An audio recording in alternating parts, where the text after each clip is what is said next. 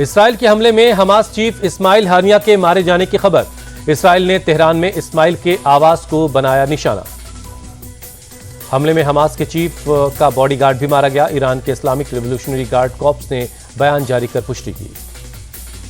Wayanad landslide में मरने वालों का आंकड़ा बढ़ा। अब तक 146 लोगों की मौत, 98 लोग लापता।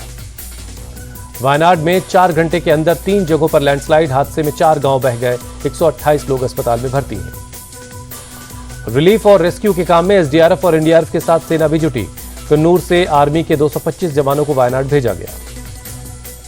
भूस्खलन के बाद वायनाड के चूरलमाला गांव में भी रेस्क्यू अभियान जारी। बरसते पानी में एनडीआरएफ, एसडीआरएफ और सेना कर रही है रेस्क्यू। वायनाड के चूरमाला की तबाही की ड्रोन तस्वीरें आई सामने। सेना का हेलीकॉप्टर भी तैनात है। वायनाड हादसे में चेलियार नदी में बह गए कई लोग। मल्लापुरम से कई लोगों के शव बरामद किए गए।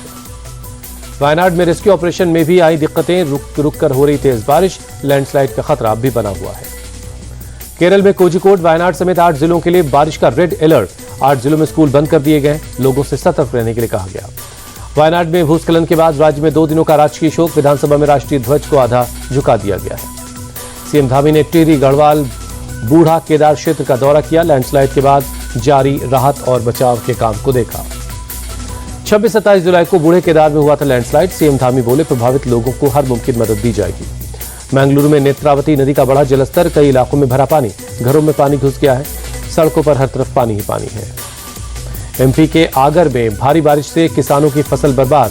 सरकार से लगाई मदद की गुहार। करीब 200 से 250 बीघा खेत पानी में डूबा है। राजधानी दिल्ली के म्यूजियम में बारिश के पानी से पेंटिंग बर्बाद हो गई। 200 साल पुरानी ऐतिहासिक पेंटिंग्स हुई खराब। कश्मीर में भीषण गर्मी का प्रकोप। जुलाई के महीने में पारा 34 डिग्री के पार पहुंचा। पिछले साल का टूटा रिकॉर्ड। ओल्ड राजेंद्र नगर हादसे में गिरफ्तार कार मालिक मनोज कथूरिया की जमानत पर आज होगी सुनवाई। कोर्ट ने फैसला सुरक्षित रखा है। पुलिस ने कार मालिक की जमानत का किया विरोध। उसे मस्तीखोर बताया। हादसे से पहले कोचिंग सेंटर के बाहर तेज रफ्तार में गाड़ी लेकर गुजरा था। ओल्ड राजेंद्र नगर हादसे के मामले में जांच उच्च स्तरीय समिति से करवाने की मांग वाली याचिका पर दिल्ली हाईकोर्ट में आज सुनवाई है। एमसीडी अधिकारियों के खिलाफ भी जांच की मांग की गई है। दिल्ली के फरीद बिहार में एक कोचिंग सेंटर का बेसमेंट सील हुआ। मेयर शैली ओबेरॉय मौजूद रहीं। नियमों के खिलाफ चल रहे कोचिंग सेंटर और दोषी अधिकारियों के खिलाफ होगा एक्शन। मेयर शैली ओबेरॉय ने दी चेतावनी। कोचिंग हादसे पर दिल्ली के चीफ सेक्रेटरी ने दाखिल की रिपोर्ट। मंत्री आतिशी को बताई कई खामियां।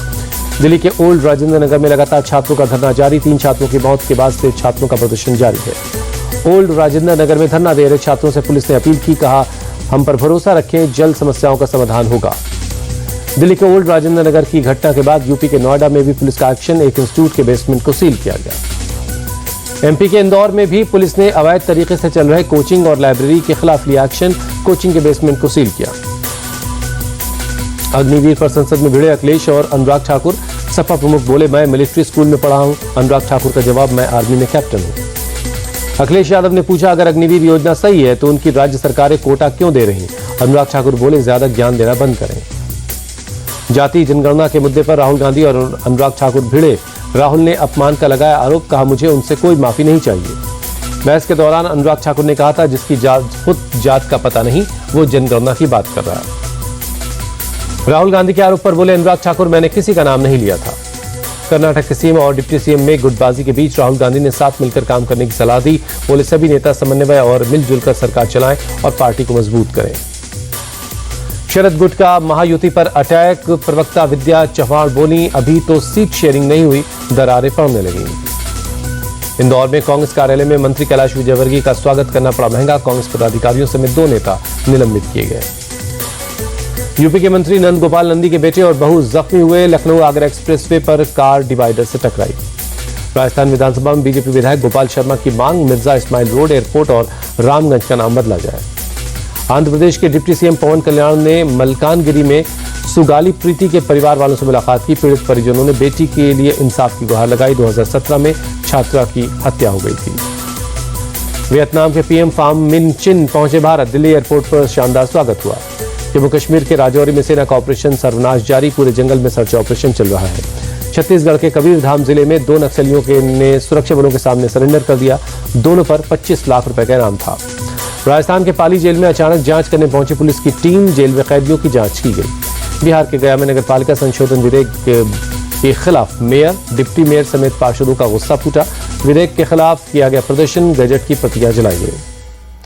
जम्मू कश्मीर के राजौरी में बाइक चोर गिरोह का भंडाफोड़, पुलिस ने गिरोह के पास से के कुछ सदस्यों को पकड़ा है और मौके से बाइक, कैश और सोने के गहने बरामद हुए। सूरत में निर्माणाधीन मेट्रो पुल के एक हिस्से में आई दरार, एहतियातन वहां से ट्रैफिक को डायवर्ट कर दिया गया है। असम के गोलाघाट में एलिफेंट कॉरिडोर बनाने की मांग, चाय बागानों और घरों को जंगली हाथियों के उत्पात से बचाने के लिए लोगों ने सरकार से कॉरिडोर बनाने की मांग की है। दिल्ली में भारत आम महोत्सव का हुआ आयोजन, आम के शौकीन लोगों ने अलग अलग वैरायटी का लुत्फ उठाया। बिहार के गया में लोगों को गंगा जल मुहैया करवाने के लिए डाकघर की नई पहल, अब श्रद्धालु 30 रुपए में डाकघर से ले सकेंगे गंगोत्री का पवित्र गंगा जल। श्रीनगर के पंथा चौक बेस कैंप से अमरनाथ यात्रा के लिए एक और जत्था रवाना हुआ। 4.5 लाख से ज्यादा लोग अब तक दर्शन कर चुके हैं। श्रीनगर के पहलगाम बेस कैंप से भी अमरनाथ यात्रा के लिए एक और जत्था रवाना हुआ। 19 अगस्त तक चलेगी यात्रा।